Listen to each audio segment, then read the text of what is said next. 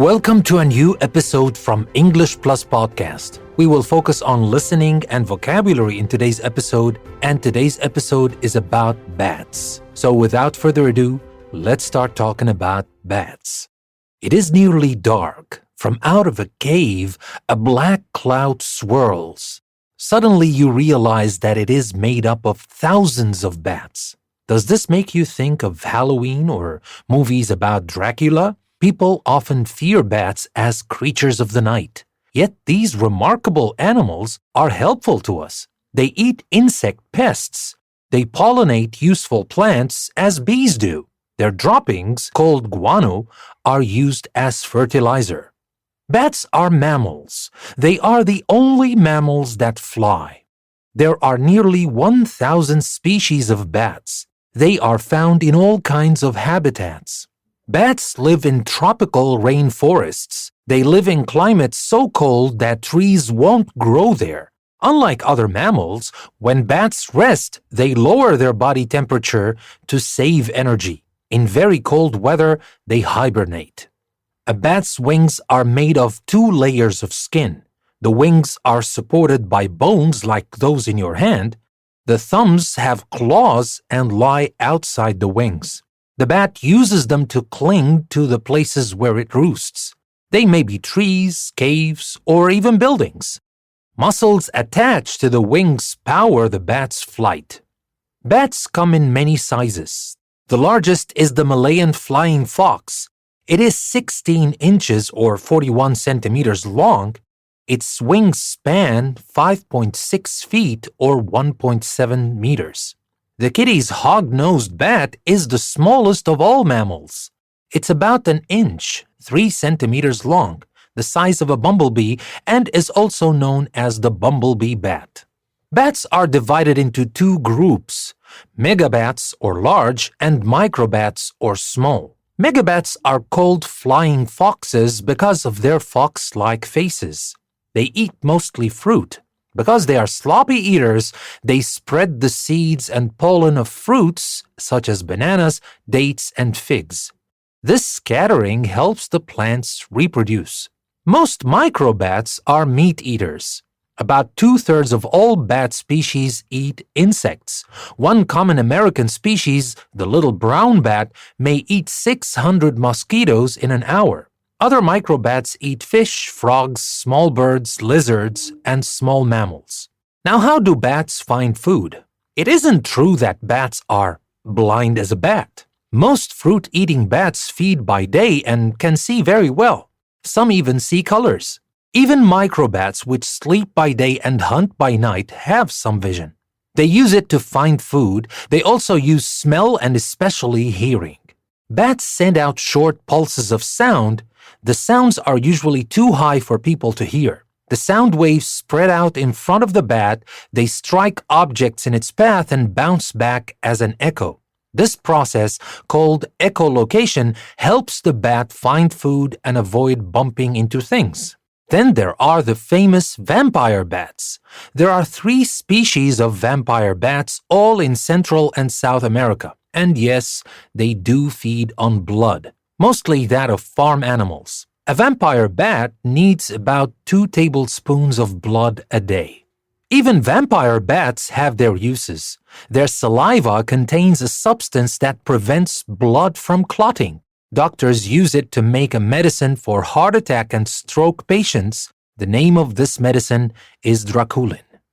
So, that was our story about bats. I hope you enjoyed it, and I hope you learned a thing or two about bats that you didn't know about before. And now we will move on to talk about the key vocabulary we can find in our story about bats.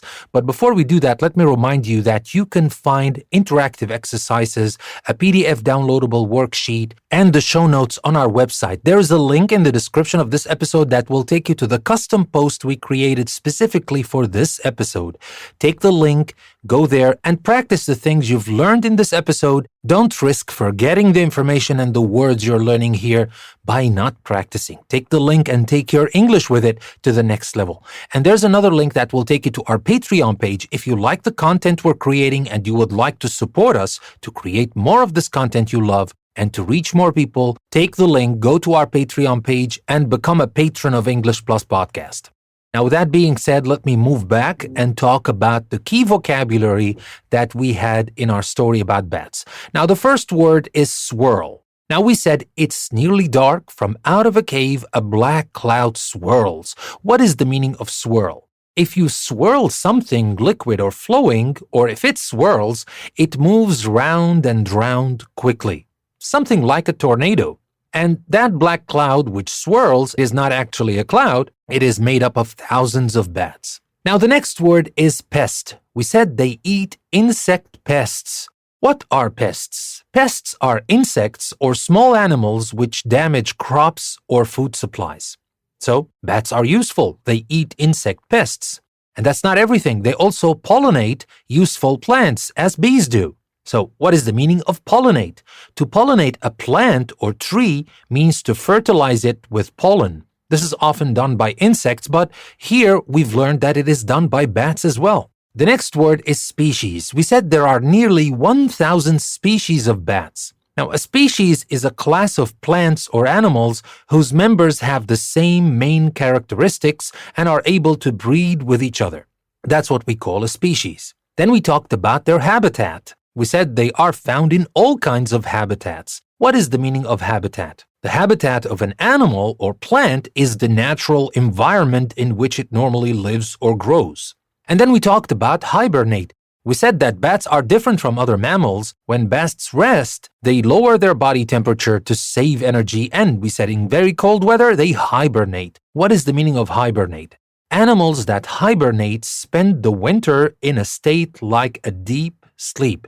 Now, most famously, bears hibernate. Not all kinds of bears, of course, but some kinds of bears hibernate. But of course, bears are not the only animals that hibernate. Obviously, as we've seen here, bats do that too. And then we have the word roost. We said the bat uses them to cling. We're talking here about the claws. The bat uses its claws to cling to the places where it roosts. What is the meaning of roosts? When birds or bats roost somewhere, they rest or sleep there. So we can use that to talk about bats or other birds. But of course, we're not saying that other birds are like bats. Bats are mammals. Remember, they're not birds. But that is the meaning of roost. And now for our next word, sloppy. We said because they are sloppy eaters, they spread the seeds and pollen of fruits as bananas, dates, and figs.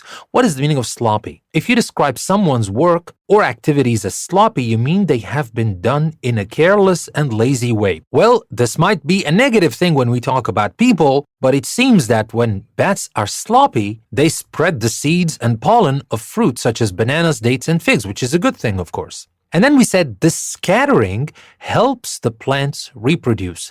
What is the meaning of scatter? If you scatter things over an area, you throw or drop them so that they spread all over the area.